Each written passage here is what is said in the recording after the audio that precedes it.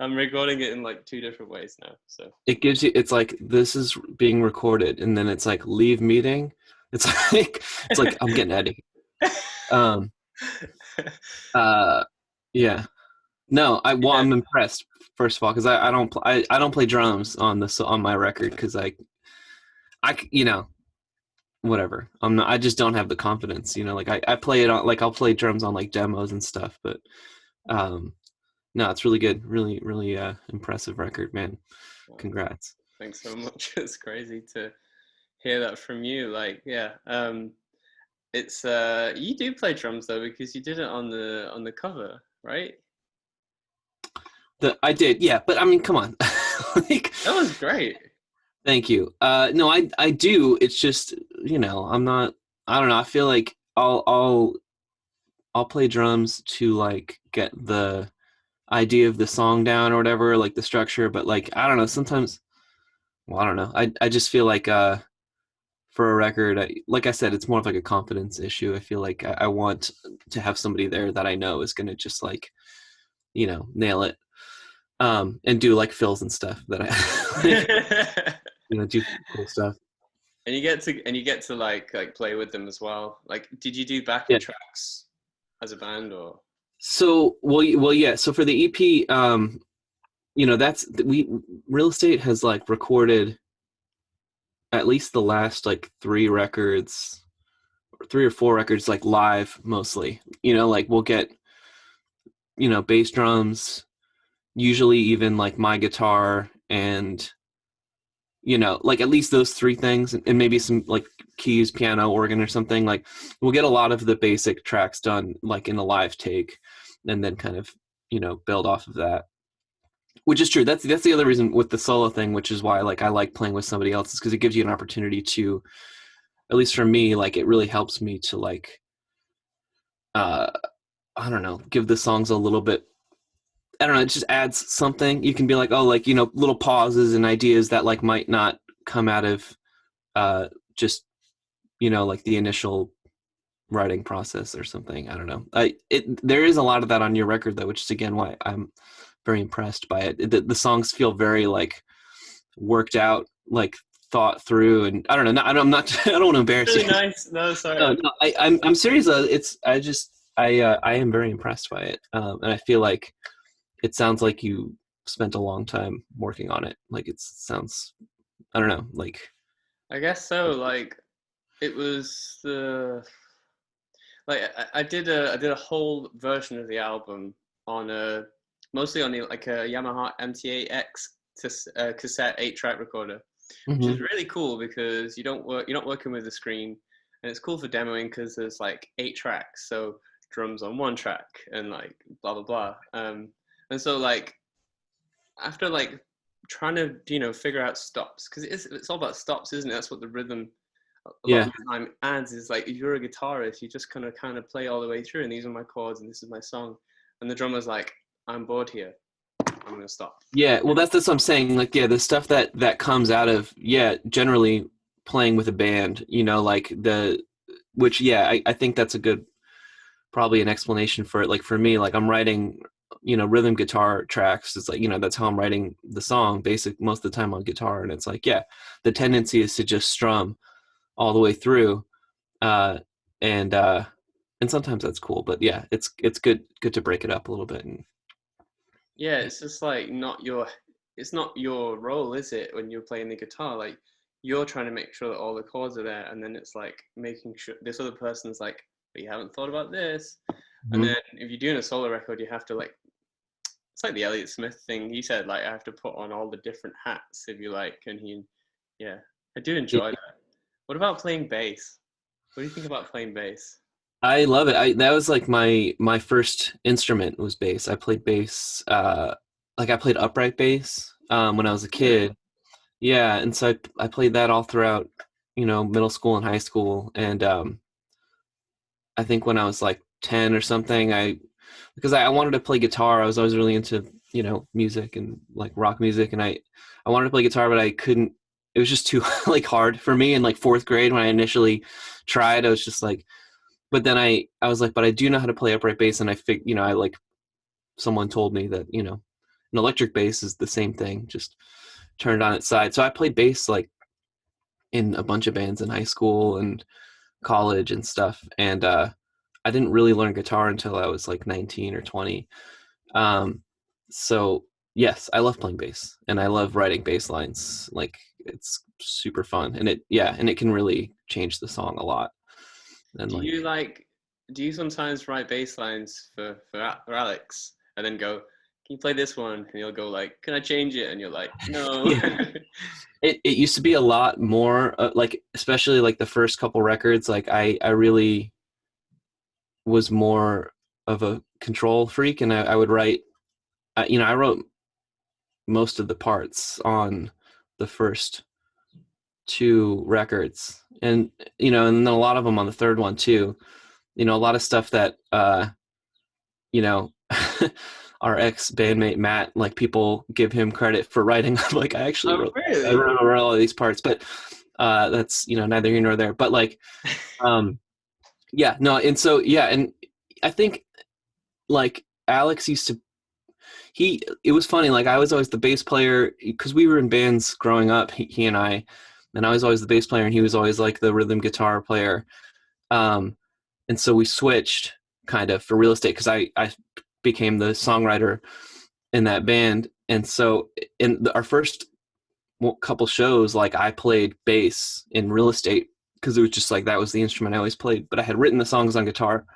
And so we decided to switch, and he wasn't like the most confident on the bass, for the first couple years. And so, and I also was like really into my my bass parts that I wrote, and I really liked playing or writing the bass line. So yeah, he would be fine with playing my parts for a while, and then he got better and better at the bass. Now he's like a better bass player than I ever was. Like he's got like I feel like bass, like for me, like I can play the bass and I can write the parts and stuff, but like he has this like touch, like it just sounds better when he plays it. It's Yeah. weird.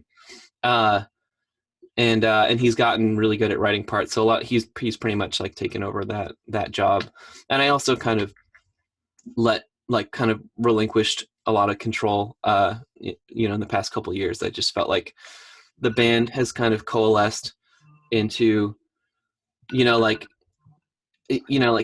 Matt, our keyboard player, and Bleeker, obviously he's been in the band forever. He's an original member, but the other guys, and Julian too, like, I don't know, we've been a band for so long now that it just feels like, whatever, like that's what this band is. This band is like everyone, I don't know. I guess that's how I distinguish like making a solo record with making a Real Estate record, is like with Real Estate now, I'm going to write, a song structure and a chord progression and, vocals. But like, I'm going to try to only bring that to the table and like not get too attached to like anything else in terms of like my vision for what I think the song should be, or like how the arrangement should be. Cause like that generally just ends in frustration for me. Cause everybody wants in the band, cause it is a band and everybody wants to feel like they made their mark on the song, rightfully so. Yeah. Yeah. And I used to get more frustrated about that. Like, so I've kind of just been like, you know what? You end up with more unexpected results or something that way. And yeah. Do you think like being a dad contributes a little bit to that as well? Because it's like, you know what? I don't really have time to make arrangements for all of these songs. 100%. Yeah. No, I mean, and that actually, that yes, I was going to say that. And then I was like, maybe, no, that is 100% why.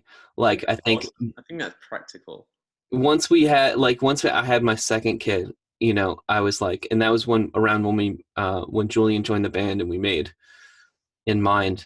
It was just like, it wasn't even that, yeah, like it wasn't that I didn't have time. It was more just like, uh, yeah, or maybe it was, yeah, maybe it was just like I was just stretched so thin, and I was just like, I think this, it will be okay if I'm not so like crazy about it, you know, like if I just, you know, like have faith that it's going to work out. And that I'm really, actually, I'm really happy with that record.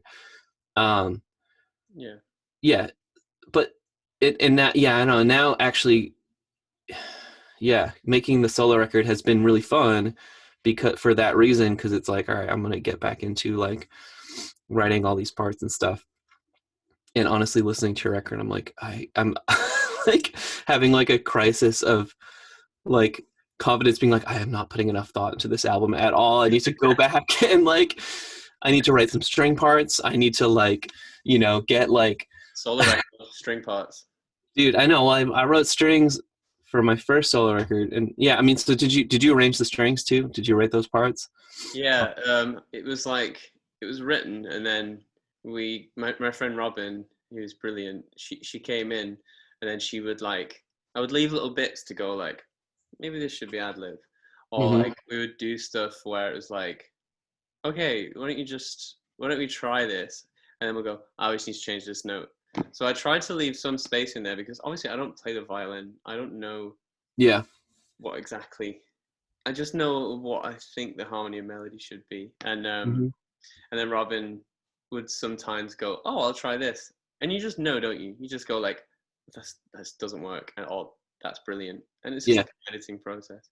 It's interesting because the violin that she plays on "Come Down Again" became a cello. So nice thing about modern digital audio workstations is just pitching everything down.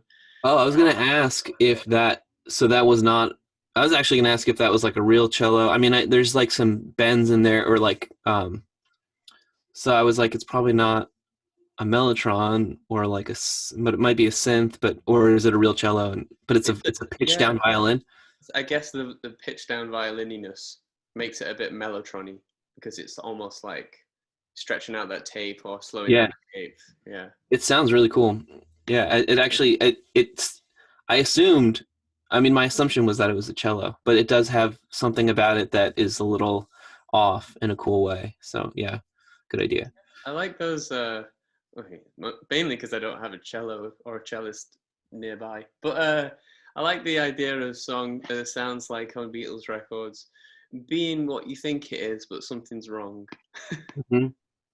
Yeah, Um, I What think that's why the mellotron is like such a great instrument because that's like the whole concept. It's like there's yeah, something wrong here. but Um, they wanted it to be perfect, and that's it's right. sort of that they probably felt like they'd failed a little bit in some respects. Yeah. But yeah, It's it just is. got that weird uncanny thing. It's like, yeah. Do you get Mellotron fever where you have to restrict yourself from putting it on things? If it's, yeah, if it's available, you're like, no, no, no more flutes. Like I almost actually like I like bought a, I like got a um like a little budget from my label because I the way I'm making the solo record was like I spent a couple of days in Philadelphia getting the basic tracks with a drummer named Matt Barrick, who was in like the Walkmen and stuff. He's a great drummer. Oh Uh, yeah, that guy's amazing. yeah, really good. And so he played drums and like engineered that session, and I got like, you know, guitars, you know, electric guitar, acoustic guitar, bass, and drums, pretty much, and vocals. Although I might like now the plan is to like go back into like when I go to mix the record, I'll probably have some additional tracking, and I might like whatever redo some of the vocals. But I've had this like big chunk of time since then at home, just like adding stuff and kind of fleshing it out. And so I like bought a bunch of gear, and I like really wanted to get the little mini Mellotron It's so thing. nice. They're so nice, and I still feel like maybe I should sell some of this shit and buy one because like I really want one.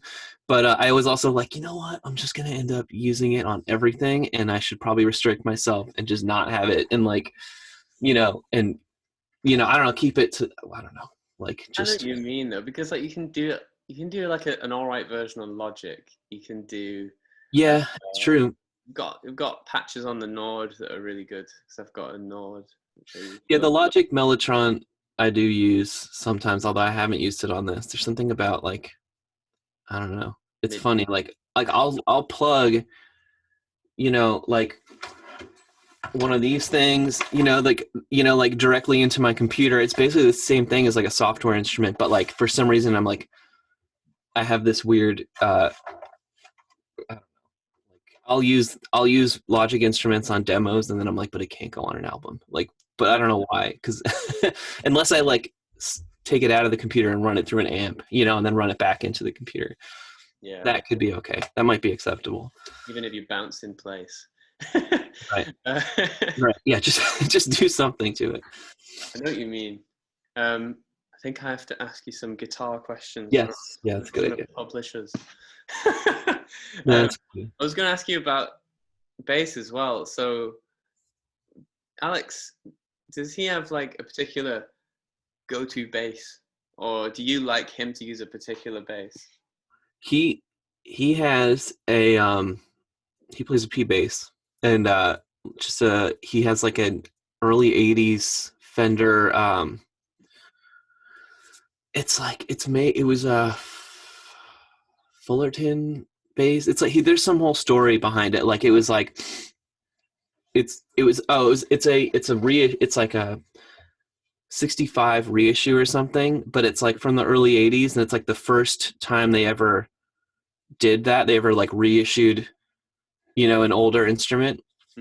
And like something about they used the original factory. And so he's like, it's basically like a 65 P bass, but like it's from the 80s, and like they're very sought after or whatever. Like, but it is an incredible instrument. It sounds amazing. And so he pretty much used that on. I think he pretty much uses that all the time on everything. I mean, there's really no reason not to. It's just, you know what I mean? Like, you can pretty much get it. You can do everything with that. I mean, the only other type, or the only other bass I could ever see like wanting for tonal reasons would be like a Hofner, just because it does such a very specific thing. But I mean, even his P bass, like you put a little foam in there, and you turn up the treble or whatever, and like play it with a pick, and that's pretty much he's got it pretty dialed, his like tone situation. He uses a JHS color box. Do you know what that is? I've not seen it. It's basically like he uses it live as a DI, but you can it's basically like a Neve channel like recreation. What, like a 776 strip or something? Yeah, but it's just a stomp box, and it has XLR out. And so like there's also like a smaller version called the Crayon, so basically you can use it as just like a DI, and that you get like a really great tone out of it, but you can also crank it, and it can like be like a fuzz pedal basically, like, and that's what actually Julian uses on. He has a Crayon, and he uses that on like our song Paper Cup from the last record. Like the solo on that is like the Crayon. Yeah, I don't know. It's just like, it's like a Neve channel. I don't know. But it sounds. It's a sick idea for a pedal, though. It's really, yeah. I want one. I was gonna say as well. I think I've got this 77 Mustang bass, which is what I used on pretty much the whole album. When Blue Life got some money, basically, I was like, all right, I'm gonna get a bass. So I got it. It cost me like £1,000, a bit more than that, something like that. Yeah, pretty good. But the cool thing about it is that, like, as a Mustang bass, sometimes they're a bit like limited tonally. It's just a split pickup, but it's just got this big, thick, like baseball neck, and it's super heavy, and it's black and just like beautiful. Yeah, and it can do so many things just depending on like how you muffle it. And yeah, I this is like what I have used for demoing. It's a bullet bass, and it's like similarly, it's got the similar kind of like, crappy like headstock's so cool. But the headstock, the like Telly headstock. But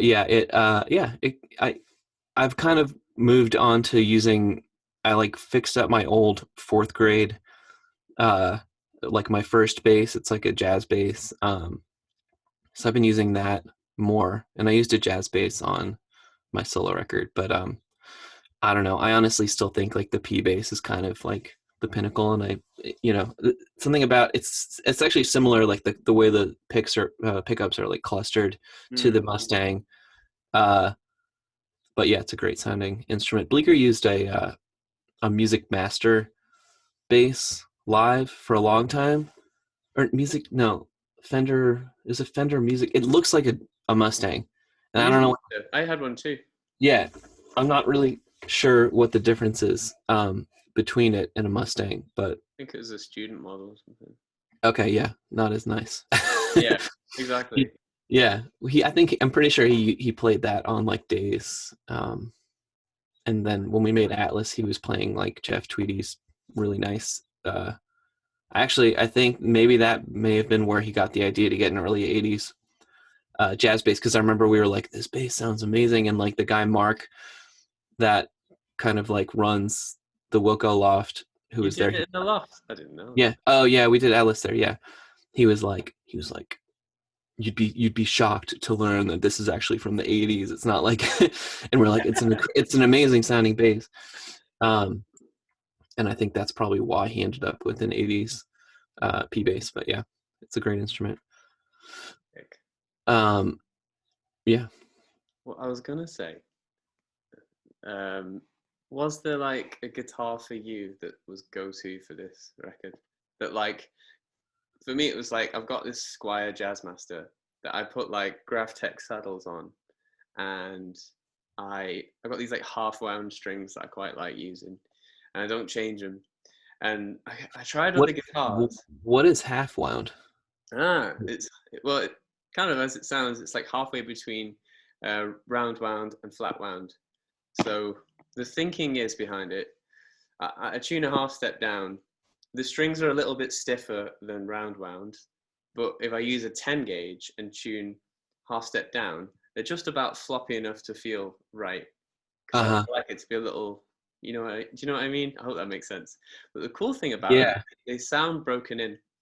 There's less fret noise, but you can still do bends, which you can't do on flat wounds. I'll send you a link to some. They're pretty Well, sick. if And flat, they're like Julian 7 or 8 pounds. Julian plays flat wounds. Ah, Yeah, send me a link, because he's always been, well, actually, when we were younger, when we were like kids, he played 9 gauge strings, because he just like he loved to he shredded like Rivers Cuomo or Eddie Van Halen. Like he was just a shredder. He still is, but like he just was really into it. Like like he could do some crazy stuff with those nines. But now I think he plays flat wounds, and I think they're 11s. I mean, or he has like a that's custom insane. like thing that he does. Like he's got like I know they're really, but he kind of got, or I don't know if he got me into it, but like I started using 11s as well. And I like them. I don't know. There's something about, I don't know. Like it's partially the feel, and I play Jaguar most of the time, and that's to answer your question. I think that's Yeah. what I played on most of the last couple records. I just really love this Jaguar that I've got. But so it's like recommended that you put a higher gauge string on there, because it's like a shorter scale guitar, and so it would be a little too floppy, as you say. And I don't know, I've kind of just gotten used to the the stiffness of the strings. I kind of like it more, and it's kind of has a more bell like tone to it, like it's, I don't know, because I do a lot of arpeggiating, like yeah, like I'll play, I generally play rhythm guitar, but I try to like pick out the chords and arpeggiate them, just so that it just gives it in a specific pattern, to give it kind of a melody. um yeah, because to me, that's like, if there's like a sound for our band, it's like I'm kind of playing a melody within the chord progression, and then the lead guitar is playing another melody on that, and then usually the bass line is pretty melodic as well. Mm. um and then there's like some kind of keyboard like bed. But not to like get too like uh Real estate. there's not a formula. However, we do end up doing that a lot, and I think, and I think it's there's a lot you can do within that uh type, that kind of structure. But anyway, like, yeah, so I guess for the type of playing that I do, I do like the kind of like, yeah, it's, I don't know, I'm not good at describing these things, but yeah, it's kind of a chimey kind of bell like sound that I get from the heavier gauge strings that, and maybe a little not quite so trebly. I don't know. It Yeah, is. I'm It's always balance. experimenting, Yeah, I but know what you mean. You know, like on that riff for Half a Human. Is that your riff? Or is it someone else's? Or maybe well, is mine it the I'm is. that's Julian. Yeah, Julian's doing that. Yeah, and he wrote that. All right. Um, That's interesting. So you had like chords and then you put that on top. So it's really traditional sort of band writing. And yeah, ah, yeah, yeah, yeah, like, so my part is like, anyway, yeah, it's the more just like, yeah, yeah, it's nice though, because yeah, if I have little like the little like thing like, but I don't know if you can hear it in your head, but like yeah, in the song when I do that, and other things, other versions of that in other songs, like when there's a little melody built into the rhythm that I'm playing, it gives Julian kind of an opportunity to like harmonize off of that or play off of that. And then, and he's really good at kind of like listening to what everybody else is doing and kind of like figuring out how he can fit himself in, and that's like kind of how, like, I don't know, like, it makes him unique as a player. And I think it also it it made us on this last record want to be like, because yeah, be more like, don't be afraid to step out, Julian, like, you're a very good guitar player, you're like the best musician in this band, like, you need, and you are very capable of like playing super ostentatious solos, so like just go for it. And so he, and I think he did on this record. We really gave him that space to do that. But like, even, yeah, like on Half a Human, that there's this big like jam section at the end of that song, and yeah, there's no real like, there's a section where I'm soloing, but it's not really a solo, it's more just like I'm kind of playing a melody, and then like he comes in and then he's playing off of what I'm playing, and like no one really like, it's not like a jam where like we're all kind of like playing, forming a bed for someone to just like solo on top of. yeah. Like, it's very much like, to me it feels like everyone's kind of moving together, and it's this kind of organic thing, I which know is what not. you mean. My remember when I was growing up, my dad plays music as well, and he would always say to me like, "Why don't bands solo all at the same time?" And that's kind of what you're saying, even but you're not. But Yeah, it's in a tasteful way. And you're not really stepping on each other's toes. yeah, It's the idea of the guitar solo is so it's still a bit of a taboo. It really goes in and out of fashion. It it's hasn't true. been in fashion again for a while, but I feel like Like, on both of our records there's lots of, well, quite a few guitar solos, and mhm. I think there's a real place for them. Like for me, it's often like the peak emotion of the song. When you hit that solo, it's the right place. It's Dude, what I makes love a good solo, and I actually love your playing, and the way you solo on your record. A lot of bends and stuff, and like, it's very, I mean, obviously there's a lot of Beatles influence, I feel like, in your music, and Elliott Smith as well, but he's like a big Beatles guy, it seems like. But uh, yeah, very George, your solos in a great way. Um, yeah, no, I agree, and like, I yes, and I think yeah, I feel like they may go in and out of style, but like, nobody doesn't like a good guitar solo. Like, it's like, come on, like, I don't know. Chris Cohen. Uh, he's also like, he's really good at like, well, he's good at everything. But I love his solos. I love his style of playing and his guitar style. I mean, that funny Um, SG tone, and he's like right at the bridge. yeah, And I watched him. I went to see him live, and I swear, like sometimes he uses like the edge of his thumbnail, and he's like right at the bridge, and it's like, oh, that's that sound, that like yeah. spiky no sustain thing. He, So yes, it's that, and I've never confirmed this with him, but I've always wanted to ask him if he like detunes his guitar, like, or when he's playing like lead parts, like, because it always sounds slightly off in such a pleasing way to me. Like, I feel like he's just like just a hair flat or sharp or so. Like, I feel like he does that intentionally, or I don't know. I might be I think completely wrong. I think he seems like such a. I mean, I've only met him in passing a couple of times, but he seems like such a unintentional person. Like everything that he does, I bet he just tunes by ear. Right. He just doesn't have a tuner, and then he's just like doesn't even notice. He's like, what? It gives it such a nice feel though. Yeah, that could be the case. Yeah, you reminded me of something. I mean, since this is for guitar publication, that you were talking about the way he picks, and Julian, when he plays, he uses these. This is another thing that he got into in the past couple of years. Like, I was looking to see if I had one because he gave me a couple to be like, you got to try this, and I hate them, but he uses he uses these like jazz picks. Yeah, Oh you know, man, I they're like like real those things. small, huh?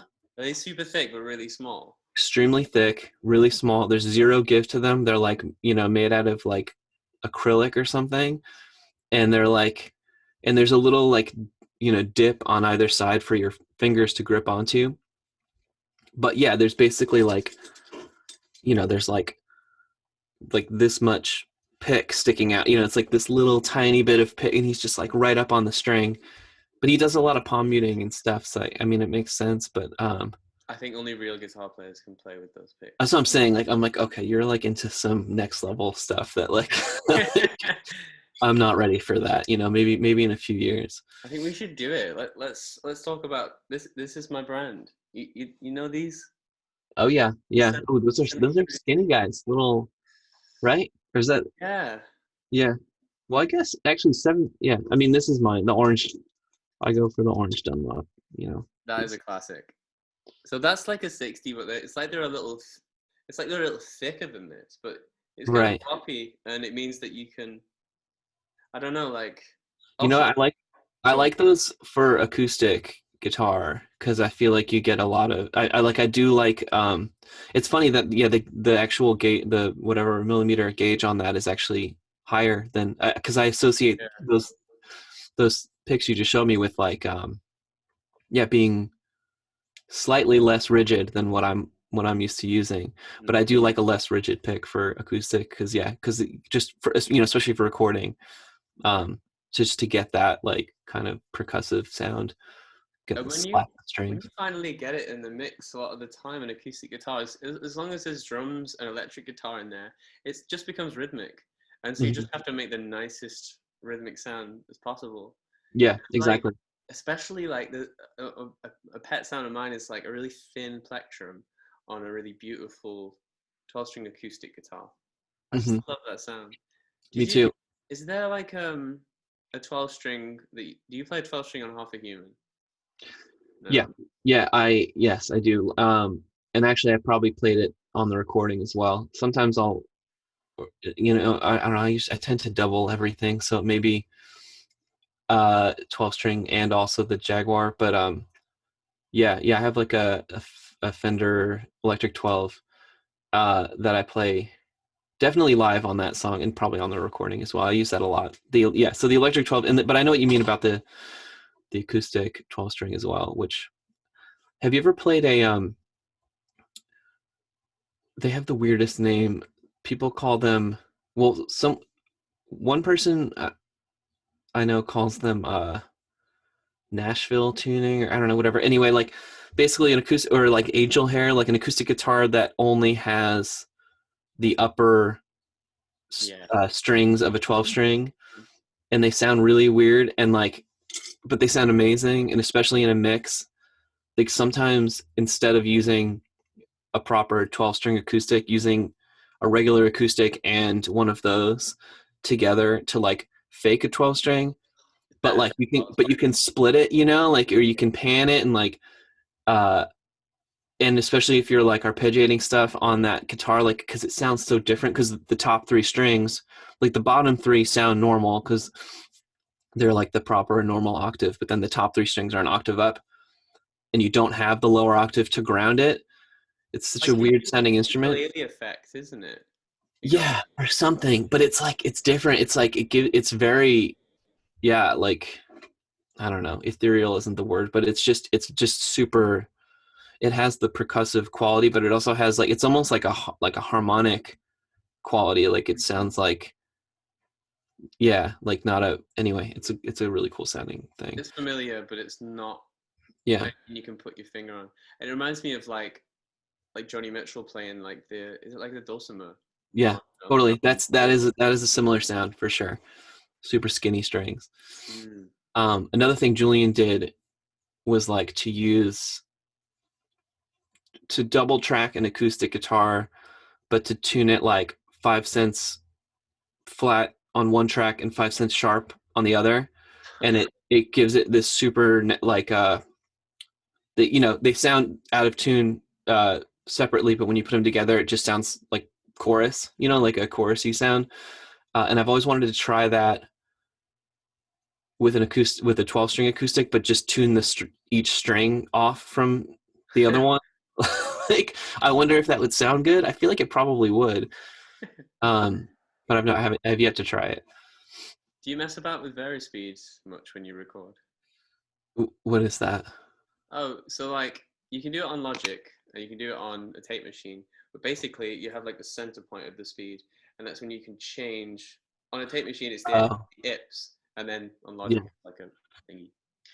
But Yeah, I actually wanted to ask you about that on your record, because I've noticed there was some warbly stuff happening, and I wasn't sure yet, because I do that, like real estate did. We just did like a my kid is napping, and I'm worried that she woke up. But yeah, we just did like a session where we did a bunch of covers for Aquarium Drunkard, and like we recorded them remotely, and then I mixed them, and I mixed them down to like, yeah, my 4-track, and I was having fun, yeah, messing around with the speed thing, yeah, to get that effect. And yes, I like that a lot. And I was actually using, I just got this um, this pedal, the Vongon Ultra Shear, which has like, it's basically like it sounds like a lexicon. It's like a digital reverb, mm-hmm. but that's like half of what it is, and then the other half is like a vibrato, but it has like a random function. So like it can do like just a normal vibrato, and then but you can also do like, yeah, this kind of warble thing that I love. Funny that you mentioned that because I might not. There's this pedal. Sorry, there's this pedal that I found called the random vibrato. And it's a random phase slash vibrato. And it's by Midfi Mm-hmm. Technology. Have you Doug heard of it? Doug Tuttle, right? I think makes those. Exactly. Yeah. Do you Genius. have that? I want that. I've been meaning to try and get one of those things. That's the sound on Bad Hair Day. So to get that pedal, I had to. You can't get it shipped to the UK because I think it has plutonium in it. Wait, for real? So I had to get it sent to my friend in New York, who then sent it to me as like a gift as something else. And Uh-huh. so that's the sound on like Bad Hair Day, on like Want to Want You as well. Like as you turn the dial, it introduces the random phase as well. And basically Dude. vibrato is like a great sound, but it's so overused. And I realize it's because it's the regularity of it, right? As soon Mhm. as you take that away, it stops being an effect and it becomes, oh, is that a tape machine or so? He just made another thing that he was posting that yeah, I don't have any of his pedals, but I am a fan. Something, I think it's called like for parts or repair or something, and it's like, now I'm not remembering. I think one thing that it does is, yeah, is like a random like warble thing, and then the other half is like, it just adds like drops, like your guitar will like randomly like cut out, like it just basically Look, like makes your guitar sound bad in such a cool way. Like, I feel like that's like the new thing. Is like, because like he did that, and then I was like, and and I've been so in love with this random vibrato sound from this other pedal, and I was like, that's kind of like something that is new that hasn't been done, Mm. up until recently. I think in pedals is like, yeah, randomness, But which it's is really nice. gating, isn't it? Really, like there's a big focus on, or I think what I'm interested in is gating, definitely, because Hmm. like I don't know, the solo on Bad Hair Day is like a fuzz factory, but there's nothing else. It's just a fuzz factory, and it's just so like ubiquitous with bands like Muse, Yeah, or right. like. But if you take it out of context, I think it's really cool, and it's that like square wave gated thing where like distortion can be so annoying, Hmm. especially because it's so noisy. The cool thing about that is that you go from like everything to nothing. Right. I think, yeah, I've also been pretty into fuzz, for that reason. Yeah, because it's just you can get a kind of a good, for solos and stuff, to get like a tone that will cut through, but doesn't sound like, whatever, a Marshall stack or something. Yeah. Um, Do you I have like actually, an overdrive sound though that you like? Because I've used a Rat for ages, but I need I to find something. I always I have my like Boss Super Overdrive that I've had since like high school, that has been on my pedal board, always. And I use it as like almost like a boost, but it live at least. Um, I would always use that, but that's more just like it just sounds like a classic distortion, but you can mess with the tone and brighten it up and stuff. And so I don't know, I like it, but it's mostly just, I think, because I'm like familiar with it. And I was kind of like fearful of distortion for many years, and like I didn't really know how to use it, and like, especially because like I didn't really have that phase. Like in high school I played bass, so like I didn't like play guitar in like the punk bands, and like I didn't, in high school, so I learned guitar by like learning Elliott Smith songs and stuff. Not that he doesn't use distortion, but I just mean like I was That's kind of not like already into like cleaner music by then. I'm just saying, like, I never learned. I like tweeted it like a couple years ago, like I never learned how to rock. Like, like never, like trying to teach myself how to rock. But I did just get this Supro amp. Um, that there's like sound. this little tiny. I'm not gonna try and grab it, but it's like a uh little 5 watt amp. Um, and it sounds really cool, but a really fun thing about it is it's got like like an out, like a mix out, like basically you can use it just directly into your computer, That's and really. it sounds really good. Like you get the reverb and the gain stage, and then if you just turn down the master on the amp, no sound. Like it's good for me for home recording because I can like get really good sounds without actually making any noise. Yeah. um, but but the actual sound out of the amp, if you crank it, because it's such a small amp, um it's not even that loud, if you crank it all the way, and it's really cool and weird sounding. Like it's Yeah. really like messed up. Like it's like, I don't know, someone told me it's because it's like a class A amp versus class B, and I don't really know what that means, but I know it's like the Supro distortion sound was something that I was not really actually very familiar with, and apparently like Jimmy Page used Supros or something. But it's definitely more messed up than I thought it was going to be. Like it's definitely more like if you like hit a chord on your guitar, it's almost got like a built, like a natural compression or something to it, where like it won't like go all, it'll like get, Yeah. yeah, I don't, it's like hard to describe that sound.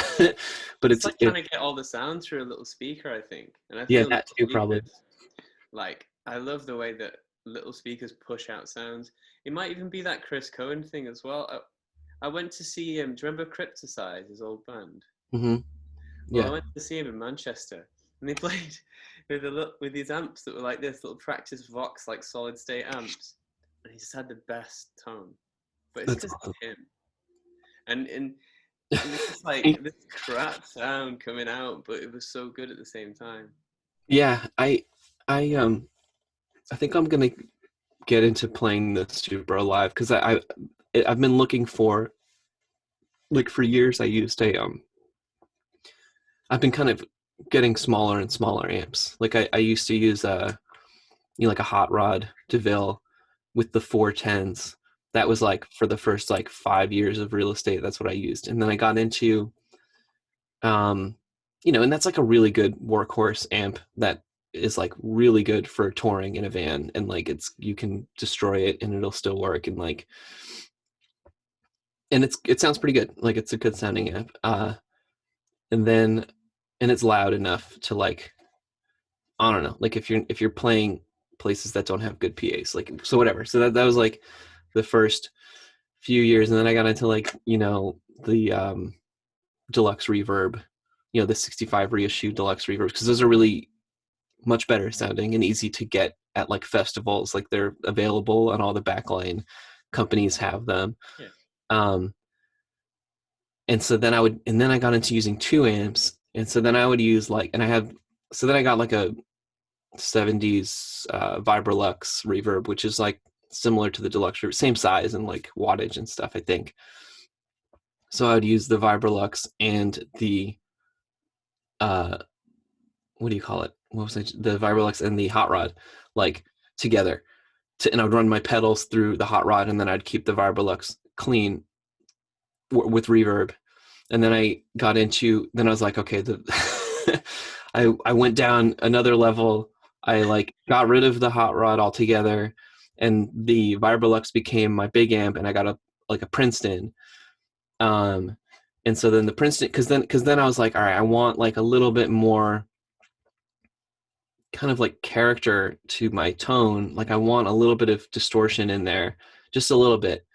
And so I would like, you can, the Princeton is like sort of low enough wattage that you can crank it and get like, it'll break up around like 3 or 4. Got a In 12 like, one, the 70 something reissue. I don't remember, but I've got one. It's cool.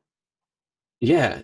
So yeah, I think mine's like a 68 reissue. Like, and it sounds pretty good. And so now though, I think, but it's still like, it doesn't quite break up enough now. I think I'm like getting more into like, I want my tone to just be a little slightly more messed up. So I think might get into now, the Princeton might be the big amp. Then it'll be the the Princeton I and the like that. Supra. It's ever smaller and smaller. Yeah. So I think I'm gonna try whenever we start playing shows again.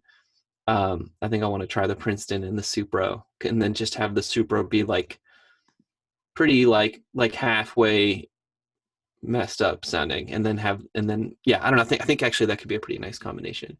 That's great. But yeah, just to like, because I like to have the pedals go through one amp and it's relatively clean, and then have like another amp there just for like character, like something that sounds really good. So yeah, that'll be my new thing, I guess. We'll Great. see. I don't know. What's your like amp situation? What do you like to use mostly? Well, I had that Princeton for a while, and it's good, but it needs repairing. But one of my favorite things I've used recently is my friend's got like it's really boring amp, but it's like a Fender Deluxe reissue, like the black face, like the Mm-hmm. posh one, if you like. But it's just that with a Jazzmaster at like about 405 is just pretty perfect for what I It's a want. great sounding amp. You mean the deluxe reverb, like the 210s or something in there, like? I believe he's got like a 112 version, Oh yeah, okay, yeah, maybe no. I think that's what it is. You're right. um, Um, but it's sick. But on the album, there's something much nicer. And we had like a Vox AC30, like it was in the studio, it wasn't ours. It's like a switchable, so you can go from 15 to 30 mhm. watts. And we went through like a 2x12. Then we also went through like crap speakers, like shit ones that he just had lying around. There was one that was like an old, I think it was like an Ampeg speaker, and then like one just like no brand, and But that was like really cool. powered by the Vox, like you just had it splitting out from the Vox. That's Exactly. cool. So when you wanted your especially rhythm sounds, it was like, okay, let's make this rhythm sound more like characterful or something. And then like solos generally would just go through the normal speakers. But I was going to ask you, feel like like Marcus Debank from Felt. Mm-hmm. It's like the most compressed sound ever, but in the Yeah, best way. What's your thing about? What's your thing with compression? Because I know like your early influences came from bands like Felt, and Morris was probably up there with one of those influences. for So sure. this is a specific question, but is it compression before the amp, after the amp, on outboard, both? Does it depend? See, well, first of all, I think I always thought with Felt, and it might not be every record, but I feel like a lot of the records, like his tone, and something that I've been like, I'm almost like, I love the sound of it, but I'm like always scared to like do it myself. Is like just straight. I mean, there. I don't know. So maybe it's not Felt. I think it is Felt though, like on certain songs. But the sound of like a guitar just plugged right into the board. I was going to ask you about DI. So DI And or to do DI? yeah, and like I've gotten more into the sound, like and sometimes it's really obvious that a guitar is DI. Like it just has that weird sound, but it's like it's its own effect almost, and I've gotten pretty fond of it. But yeah, compression is something that I don't really ever even use. Oh, Like really? well, because like I Julian does, and he has a compression pedal on his board, so like to answer that question, and so now I've gotten into using, like I have like like universal audio like interface, and I'll use compression, um yeah, like, so I guess post like Mm. miking the amp, and I have noticed that it just helps things kind of sit better in the mix, and I like it. uh but yeah, I've never really used, I had a compression pedal for a while, or I guess I still do. It's like a DoD, like really cheap compression pedal, and like, yeah, I guess I like it as like an effect.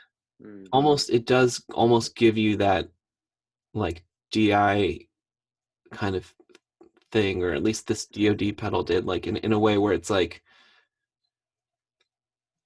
I would use it on like, I think on what's it called, like we have a song called Stained Glass that I used to use it on a lot, because like it's so arpeggiated that I guess in my head I thought the compression would help kind of like make each note like kind of stick out on its Yeah. own or something, because I'm like just playing individual notes the whole time on a 12 string, and I thought also the 12 string, it would just help kind of like rein in the wiliness of the 12 string. So yeah, I'm not like a huge compression user, but I That's have so used it. cool. I like that. uh I like that. It's actually the opposite of what I expected. that's funny. Speaking Sorry. No, but that's great. Speaking of DI, I got this baritone down electro thing recently. Oh, It's awesome. huge, but this is really good DI'd because like obviously you need like the right amp to get all the like low frequencies out or whatever. But Hmm. if you like put like a room emulator on one of these, it just sounds like CPAP being recorded. That's In my cool. mind anyway. But That yeah, I love that. And yeah, and like, yeah, I'm totally pro DI. I think DI is, I mean, especially if, like I don't know, I guess especially because of the home recording thing, like I only within the last couple weeks discovered the like, now I need to list, hold on one second.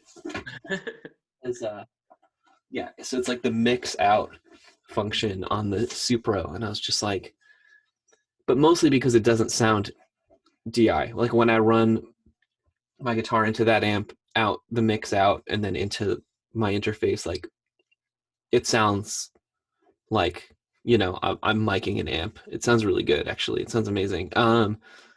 Yeah, or like, but yeah.